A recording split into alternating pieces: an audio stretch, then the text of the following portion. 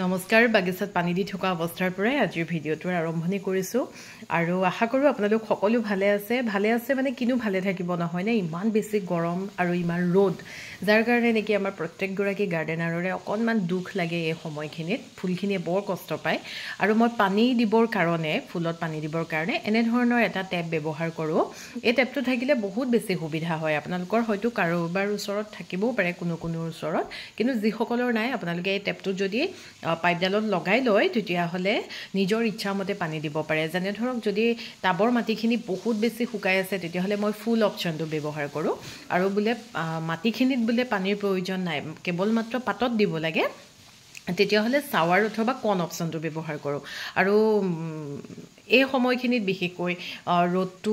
খুব বেছি মানে চোকা হৈ যেতিয়া ওলায় তাৰ পাছতে অকণমান ঠাণ্ডা হোৱাৰ পাছতে আমাৰ ইনডোৰ প্লাণ্টছখিনিয়ে শাৱাৰিংটো বিচাৰে যেনে ধৰক আমি দিনটোত গৰম দিনত আৰু কিমানবাৰ গা ধুওঁ নহয়নে ঠিক তেনেকৈ ইহঁতেও গা ধুবলৈ বিচাৰে গতিকে শাৱাৰিংটো খুবেই প্ৰয়োজন মই আবেলি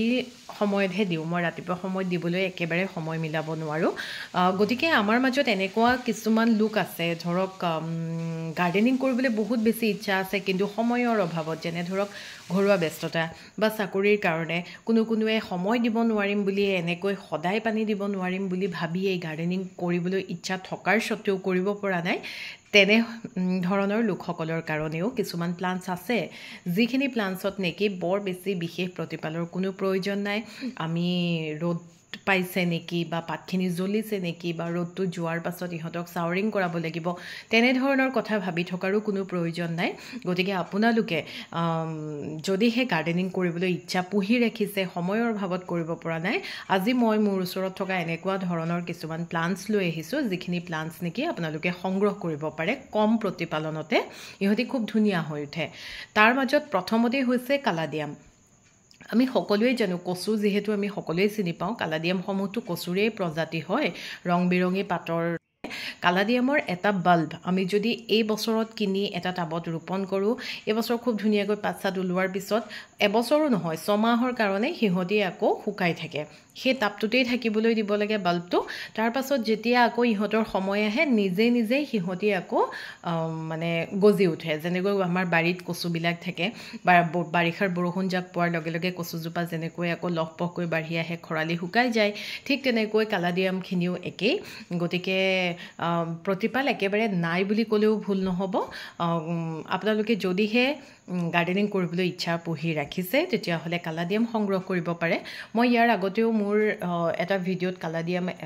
দেখুৱাইছিলোঁ আৰু মোৰ ওচৰত এভেইলেবল যিখিনি কালাডিয়াম আছিলে আপোনালোকে বহু লোকে সংগ্ৰহ কৰিছে এতিয়া নতুন ষ্টক আহিছে এইটো এটা নতুন খুব ধুনীয়া প্ৰজাতি আহিছে আপোনালোকে যদি আকৌ সংগ্ৰহ কৰিব বিচাৰে তেতিয়াহ'লে স্ক্ৰীনশ্বটটো লৈ মোক হোৱাটছএপত আগৰ নিচিনাকৈ মেছেজ কৰিলেই হ'ব খুব ধুনীয়া সঁহাৰি পাইছোঁ আপোনালোকৰ পৰা গতিকে নতুনকৈ গাৰ্ডেনিং কৰিব বিচৰা লোকসকলকো মই অনুৰোধ কৰিছোঁ আপোনালোকে মোৰ পৰা ল'ব লাগিব বুলিয়ে মই কোৱা নাই যদিহে আপোনালোকৰ গাৰ্ডেনিং কৰিবলৈ খুব বেছি ইচ্ছা আছে তেতিয়াহ'লে আপোনালোকৰ ওচৰৰ নাৰ্চাৰীতেই হওক বা আজিকালি অনলাইন বহুত চেলাৰ আছে তেখেতসকলৰ পৰা আপোনালোকৰ যেনেদৰে সুবিধা হয় তেনেদৰেই আপোনালোকে সংগ্ৰহ কৰিব পাৰে এইটো এটা খুব ধুনীয়া নতুন ভেৰাইটি আনিছোঁ মই হোৱাইটত অকণমান ৰেড ষ্ট্ৰাইপ থকাৰ নিচিনা ৰংটো বৰ মৰম লগা হোৱাইট মানে কমপ্লিট হোৱাইটো নহয় অকণমান ক্ৰীম কালাৰ নিচিনা গতিকে যিসকল লোকে মোৰ পৰা কালাডিয়াম সংগ্ৰহ কৰিব বিচাৰে আপোনালোকে কৰিব পাৰে আৰু নতুনকৈ গাৰ্ডেনিং ষ্টাৰ্ট কৰিম বুলি ভবা লোকসকলেও কালাডিয়ামেৰে আপোনাৰ বাগিচাখন এতিয়া আৰম্ভণি কৰিব পাৰে তাৰ পাছতে মোৰ ভাগৰ এইটো প্ৰজাতি চাওকচোন ইমান মৰম লগা ইয়াৰ ৰংটো আচলতে কালাডিয়ামসমূহে এই সময়খিনিত আমাৰ বাগিচাখনক ৰঙেৰে জাতিষ্কাৰ কৰি ৰাখে তাৰ লগে লগে একদম কম প্ৰতিপালনতে ঠন ধৰি উঠা আৰু এটা প্ৰজাতি হৈছে যাৰ নাম হৈছে স্নেক প্লাণ্ট অথবা চেঞ্চিভিৰিয়াৰ বহুত প্ৰজাতি আছে আপোনালোকক সময়ে সময়ে মই মোৰ কালেকশ্যনত থকা চেঞ্চিভিৰিয়াখিনিও দেখুৱাই আছোঁ এইটো হৈছে গ'ল্ড ফ্লেম এইটো খুব ধুনীয়া হালধীয়াৰ পৰিমাণটো ইয়াত বহুত বেছি বৰ বেছি ওখ হৈ নাযায় ই মিডিয়াম চাইজত থাকে এটা আছে সেউজীয়া আৰু হালধীয়াৰ সংমিশ্ৰণত এটা মানে কমন প্ৰজাতি আছে এইটো কমন প্ৰজাতিটো নহয় পুলিও আছে লগত গতিকে আপোনালোকে যদি সংগ্ৰহ কৰিব বিচাৰে কৰিব পাৰে তাৰ পাছতে এইটো হৈছে হাহনি স্নেক প্লাণ্ট অথবা বাৰ্ডনেষ্ট চেঞ্চিভিৰিয়া বুলিও কোৱা হয় ই আকৌ চাপৰ হৈয়ে থাকে গতিকে এই প্ৰজাতিটো যদি আপোনালোকে ল'বলৈ বিচাৰিছে ল'ব পাৰিব লগত পুলি আছে একদম কম প্ৰতিপালনতে এই প্ৰজাতিসমূহ খুব ধুনীয়া কৰি ৰাখে আমাৰ গোটেই পৰিৱেশটো গোটেই বাতাবৰণটো তাৰ পাছতে এটো হৈছে সেন্সিভিৰিয়াৰে এটা প্ৰজাতি ইয়াৰ নাম হৈছে চিলিন্ড্ৰিকেল এটো অকনমান জুঙা জুঙা থাকে বাকি সেন্সিভিৰিয়াখিনিতকৈ ইয়াৰ গাৰ গঠনটো অকনমান বেলেগ পৃথক হয় গুটা গুটা থাকে অকনমান হিঙৰ নিচিনা লাগে দেখিবলৈ ইয়াৰ লগতে আৰু এটা প্ৰজাতি আছে অলপ একে বনসেল এই প্ৰজাতিটোৰ এই প্ৰজাতিটো আকৌ সাপৰ হৈয়ে থাকে ভাবকচোন সেৰামিক পটে হোক বা বগা পট এটাত বা মাটিৰ টাবত আমি যদি ধুনীয়াকৈ ৰংচং কৰি এই প্ৰজাতিসমূহ লগাই থওঁ দেখিবলৈ কিমান ধুনীয়া লাগিব নহয়নে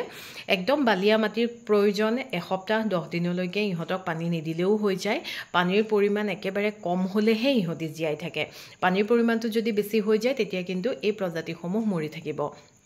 গতিকে সময়ৰ যদি অভাৱ আপোনালোকে এই প্ৰজাতিসমূহ সংগ্ৰহ কৰিব পাৰে আৰু এটা এটো সেন্সিভিৰিয়াৰে প্ৰজাতি হয় ইয়াৰ হোৱাইট আৰু গ্ৰীনৰ ভেৰিগেশ্যন এটো এটা সৰু পুলি ইয়াৰ ডাঙৰ পুলিও আছে গতিকে আপোনালোকে যদিহে লওঁ বুলি ভাবিছে ল'ব পাৰিব এতিয়া যেহেতু